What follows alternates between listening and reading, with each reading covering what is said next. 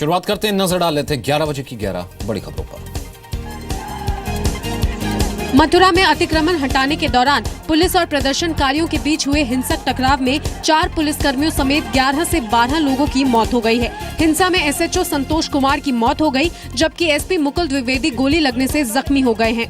घटना Mathura city centre के जवाहर बाग park की है, जहां पुलिस हाईकोर्ट के आदेश पर जमीन पर से अतिक्रमण हटाने गई थी।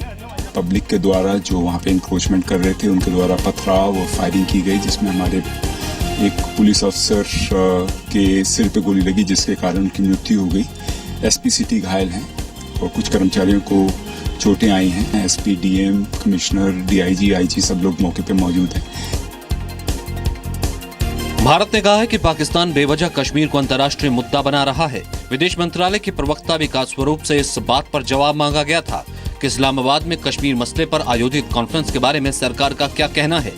Pakistan needs to vacate its illegal occupation of parts of Jammu and Kashmir and address the suffering caused to millions in those parts.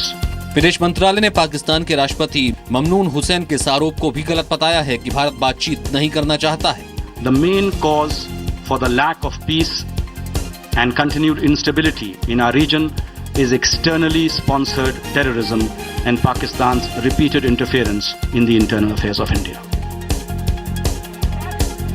Maharashtra के मुख्यमंत्री देवेंद्र फडणवीस ने कहा है कि एकनाथ खड़से पर कार्रवाई का फैसला पार्टी करेगी। भ्रष्टाचार के आरोप से घिरे अपने मंत्री एकनाथ खड़से के मसले पर फडणवीस ने आज दिल्ली में बीजेपी अध्यक्ष अमित शाह को रिपोर्ट सौंपी। जो मसले सामने आए हैं उसकी फैक्चुअल रिपोर्ट माननीय अध्यक्ष जी को मैंने दी है, उसके ऊपर उनसे चर्चा भी हुई है और अब इस रिपोर्ट के आधार पर जो भी आगे की उचित कार्रवाई है वो पार्टी के द्वारा निर्देशित की जाएगी। खड़से पर आरोप है कि उन्होंने पुणे के पास पत्नी और दामाद के नाम पर 3 एकड़ जमीन की खरीदारी में पद का दुरुपयोग किया। खड़से के मोबाइल पर सितंबर 2015 से अप्रैल 2016 के बीच दाऊद की पत्नी के कॉल आने की भी जांच चल रही है। कांग्रेस ने सवाल उठाया है कि खड़से पर अब तक कार्रवाई क्यों नहीं हुई। मोदी जी कहते हैं मैं खाऊंगा ना खाने दूंगा, अगर खाऊंगा ना खाने दूंगा तो एकनाथ खड़से पर कार्रवाई क्यों नहीं करते। गुजरात के गुलबर्ग सोसाइटी केस में अहमदाबाद की विशेष अदालत ने 24 आरोपियों को दोषी ठहराया है, जबकि 36 आरोपी बरी कर दिए गए हैं। इनमें बीजेपी पार्षद विपिन पटेल भी शामिल हैं। 6 जून को दोषियों की सजा का ऐलान होगा। कोर्ट ने इस मामले में साजिश की बात से इनकार किया है। एक ही विटनेस ये कह रहा था कि हम चलो मीटिंग करते हैं, उसके सिवा दूसरा हमारे पास कोई एविडेंस नहीं था। अदालत ने हमारी ये बात स्वीकारी है, there was a conspiracy to involve a conspiracy. दंगे में मारे गए पूर्व कांग्रेस सांसद एहसान जाफरी की पत्नी जाकिया जाफरी ने फैसले को अधूरा इंसाफ बताया। जाकिया अब ऊपरी अदालत में जाएंगी। नहीं, मेरे को पसंद नहीं है। सजा तो उनको मिलना चाहिए था, क्योंकि उन लोगों ने क्या किया है क्या नहीं किया है वो मैं जानती हूँ। गोधरा कांड के ठीक अगले दिन यानी 28 फरवरी 2002 को अहमदाबाद में गुलबर्ग सोसाइटी पर हमला हुआ था। हमले के बाद सोसाइटी में 39 लोगों के शव मिले। 30 लापता लोगों को 7 साल बाद मृत मान लिया गया था।